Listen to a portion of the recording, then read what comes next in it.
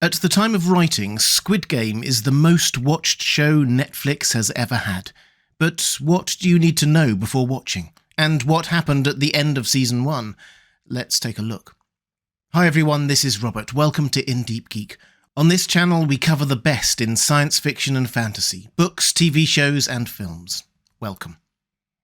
Squid Game Season 1 was a massive hit for Netflix. Released back in 2021, Season 1 broke all the streaming services' records and spawned numerous imitators and spin-offs, but why? What was so special about it? Well, let's start with a spoiler warning. The first half of this video is background to the show as a whole, so not very spoilery, but the second half will, among other things, explain the ending to Season 1, which leads up to Season 2. I'll let you know when we get there, though, in case you want to click away. Squid Game was created by Hwang Dong-hyuk. Apologies to any Korean speakers for the pronunciation there, and with other Korean names later. Back in 2009, although it took 10 years before it was finally taken to production by Netflix. Local South Korean networks considered it too violent or unrealistic, it would appear, and it was only when Netflix decided to expand out, seeking non-English language content, that it was picked up. As such, although Squid Game became a global hit, it is firmly rooted in Korea. In particular, it is based on its creator's experiences, and those of his family, in struggling through life and with capitalism, because there is no doubt that this is a critique of modern capitalism.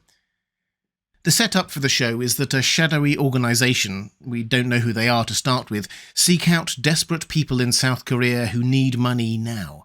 They aren't hard to find. It can be for a variety of reasons. On the show, we meet someone with deep gambling debts, someone else who needs money to help their family escape North Korea, still another who can't afford to pay for his daughter's cancer treatment. We aren't encouraged to sympathise with everyone's reason for being there, but at a human level, to understand why they ended up so desperate for money, and at a slightly higher level, to question the system that left so many people so desperate for money that they might accept an invitation to the Squid Game. Because each of those people are sought out by the organisation with an offer, to take part in a game that could solve all their money issues. They aren't told all the details there and then. In fact, the initial approach is the offer of a child's game played for money. A sort of screening test. Is this person so desperate that they will stop on the street and play a game where the odds are almost certainly skewed in favour of the challenger, because they almost certainly are, in the hope of maybe, just maybe, winning enough to struggle through for a few more days? The screening approach is not about who is good at games, or who wins, or even who is the most engaging personality. It is about who is desperate enough. Who has been worn down by the system enough to take on a desperate challenge? Our main protagonist here is Seong Ji-hun, later known as Player 456. He has a gambling problem, but more pressingly for him, he is struggling to find money to show that he is able to look after his daughter from a previous relationship. If he can't, her mother will take her away to the USA with her new partner, and he will not be able to see her, hardly ever. As I said, although he is a sympathetic character, we aren't here expected to particularly emote with one side or another in this. Yes, he's a father who deserves to be able to see his daughter, but also he's not exactly a role model of financial prudence. It's not a black and white situation. There are layers here, and one of those layers is definitely the system that gave rise to this situation. In any event, our protagonist accepts the challenge of the child's game on the metro platform, wins some money, and is offered the chance of something more. The gambler in him can't resist. He and 455 others in serious financial hardship are picked up and taken to a discreet location where they slowly understand the rules of Squid Game. They must play a series of children's games where the losers aren't just eliminated but killed, and with each death the prize pot is added to. The numbers are astronomical and obviously shift with exchange rates and the like, but at the time the winner took home something in the region of $35 million, a figure which starts at 0, then grows as each new contestant is eliminated. The first game, Red Light, Green Light, is probably the most famous and meme-worthy. After that, the contestants are in no doubt that they will either emerge from this with life-changing money or in a body bag. That said, the contestants are allowed the chance to vote Do they want to carry on with the hope of getting that life-changing purse of cash, or quit and go back to their often desperate previous existence? It is a horrible choice done by a simple majority. All this is managed by the mysterious guards with their brightly coloured coveralls and the hint of some darker power behind them. A few things to note here. First, these are children's games. With the exception of the bridge game, they are all games that children in Korea would have played, which in one sense equalises things, but in another definitely doesn't. The people in charge of the games always win. The contestants always lose, even if they survive. Second, the price here is astronomical to anyone facing debt. It doesn't just clear whatever problems they have in life, but immediately promotes them to the part of the 1%. The game is set up for the powers that be in the outside world to ignore the poor players who vote themselves out and present some kind of conspiracy theory about children's games and massive prizes, which sounds crazy, but also to ensure that the only person that wins also never says anything. Why would they? They have won over the dead bodies of their competitors. Why would they tell anyone about how they made their money? The whole feel is very much like the gladiators in ancient Rome, though with perhaps even less volition for the protagonists. At least they could train for what they were about to face, all for the enjoyment of the uber-rich. And for those who were wondering, Squid Game itself is the name of Game 6, the final challenge. In some countries, the show is actually just called Game 6. Where I grew up in England, there was a similar game called British Bulldog. I remember playing it when I was young. It probably has different names in other places too. And here we do the spoiler warning for Season 1. I've told you the setup and much of what you probably already picked up through cultural osmosis. Now I'll talk about what's going on behind the in-world scenes of the Squid Game and what happens at the end of the season. Because this obviously isn't just a way for poor people to escape their debts. It is entertainment for the mega-wealthy. At the risk of repeating this too much, this is a critique of South Korean capitalism, remember.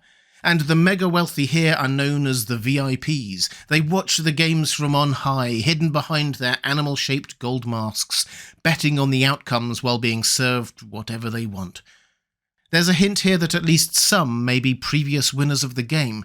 We're watching Game 33, apparently, so this seems to have been going on for quite some time. Our protagonist, player 456, does indeed make it to the end and win. More about that in a moment, because it has implications for Season 2, as the others fall by the wayside. The other two in the final three are player 218, who was a childhood friend of our hero but got into trouble embezzling money from clients in his highly paid job, and player 67, who wanted to pay for her family to escape North Korea. The moral issues here are clear. Who deserves the money more? Should friendship count for something?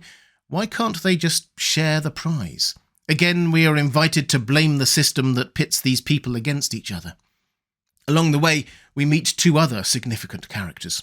Hwan Jun-ho is a police detective who manages to infiltrate the game disguised as a guard.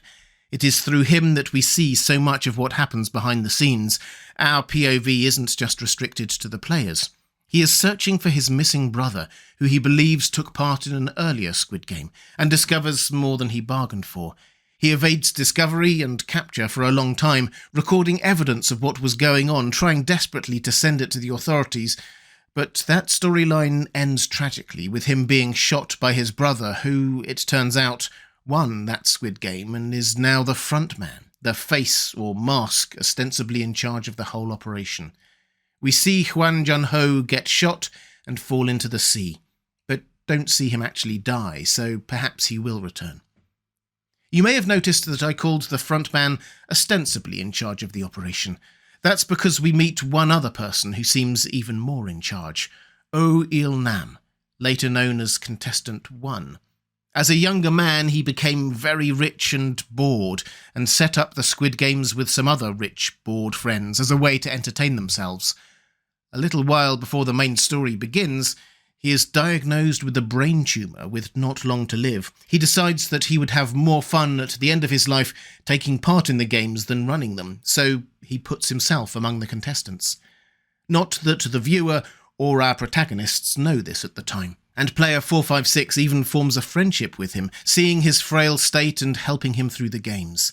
Eventually he is eliminated, though, at the game of marbles. His shooting by the guards is off-screen.